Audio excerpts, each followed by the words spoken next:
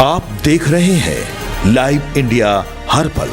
नमस्कार, आप सभी दर्शकों का लाइव इंडिया हर पल में स्वागत है। मैं हूं आपके साथ पूजा दुबे और बात करेंगे महिला आरक्षण अधिनियम की, जहां पर इस पूरे अधिनियम को यानी कि नारी शक्ति वंदन अधिनियम को लेकर के संसद का विशेष सत्र बुलाया गया है। 16 से 18 अप्रैल तक ये विशेष सत्र चलने वाला है, जिसमें नारी शक्ति वंदन अधिनियम को लेकर के ऐतिहासिक चर्चा होने वाली है। बता दें कि प्रधानमंत्री नरेंद्र मोदी ने संसद के विशेष सत्र से पहले लोकसभा और राज्यसभा के सदन के नेताओं से कहा है कि महिला आरक्षण अधिनियम को सही मायने में लागू करने का समय आ गया है। संसद में 16 अप्रैल से महिला आरक्षण अधिनियम से संबंधित एक ऐतिहासिक चर्चा होने जा रही है। पीएम मोदी ने कहा है कि कोई भी समाज तभी विकास करता है जब महिलाओं को प्रगति के साथ आगे बढ़ाया जाए, निर्णय लेने के लिए और सबसे महत्वपूर्ण बात नेतृत्व करने का अवसर मिले। भारत को एक विकसित राष्ट्र बनाने के सपने को साकार करने की यात्रा में महिलाओं की अधिक सक्रिय और भूमिका आवश्यक है। बता दें कि महिलाओं के लिए आरक्षण के साथ कराए जाएंगे 2029 के चुनाव। बता दें प्रधानमंत्री नरेंद्र मोदी ने कहा है कि यह अनिवार्य है कि 2029 के लोकसभा और विधानसभा चुनाव महिलाओं के लिए आरक्षण के साथ कराया जाए। मैं यह पत्र इसलिए लिख रहा हूं ताकि हम सभी एकजुट होकर महिला आरक्षण अधिनियम में संशोधन पारित कर सके।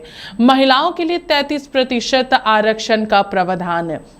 बता दें कि संसद के बजट सत्र की अवधि बढ़ा दी गई है। संसद का एक विशेष 3 दिवसीय सत्र 16 से 18 अप्रैल तक बुलाया गया है।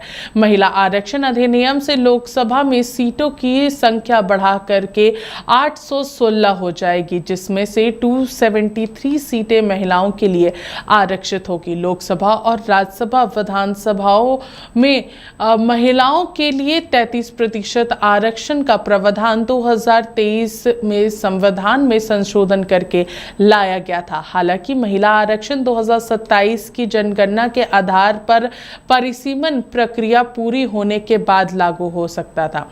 इसका मतलब यह होता कि यदि वर्तमान कानून में यथावत रहता तो आरक्षण 2034 से पहले लागू नहीं हो पाता।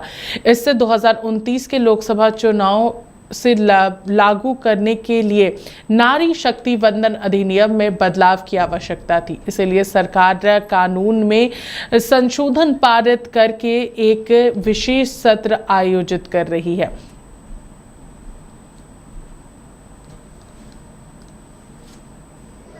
नारी शक्ति वंदन अधिनियम बिल जो पारित हो गया था, उसके लिए सबसे पहले मैं माननीय प्रधानमंत्री नरेंद्र मोदी जी का अभिनंदन करता हूं और खास करके अभी जो सत्र बुलाया है which is the 33% reservation, which is the historic bill which is passed in our the parliament.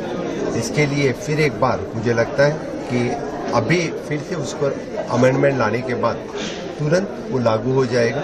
पहली बार यानी देश के आज़ादी के बाद अप्रॉक्सीमेटली आफ्टर द 75 ईयर्स यानी एक्चुअली महिलाओं को उनका न्याय मिल रहा है, महिलाओं को सम्मान मिल रहा है। ये बड़े गर्व की बात है।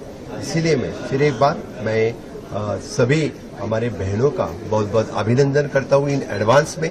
और माननीय प्रधानमंत्री नरेंद्र मोदी जी ने जो नारी को इतना सम्मान दिया है, इसके लिए उनको पूरे देशवासियों की तरफ से और गोवासियों की तरफ से उनका बहुत बहुत अभिनंदन और आभार। सर, पीएम ने सिंगर आशा ताई के तबीयत को लेकर स्पीडी रिकवरी की कामना की है। तो डेफिनेटली मैं भी कामना करता हूं क्योंकि वो स्पीडी रिकवरी हो। Thank you.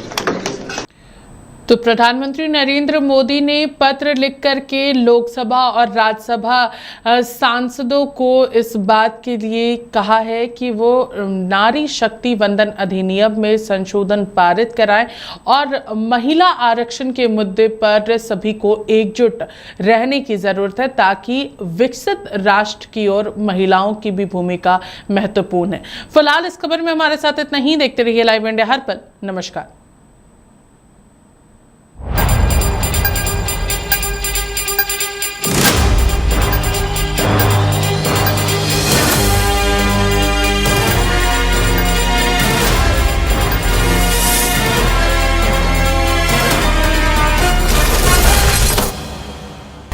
आप देख रहे हैं लाइव इंडिया हर पल।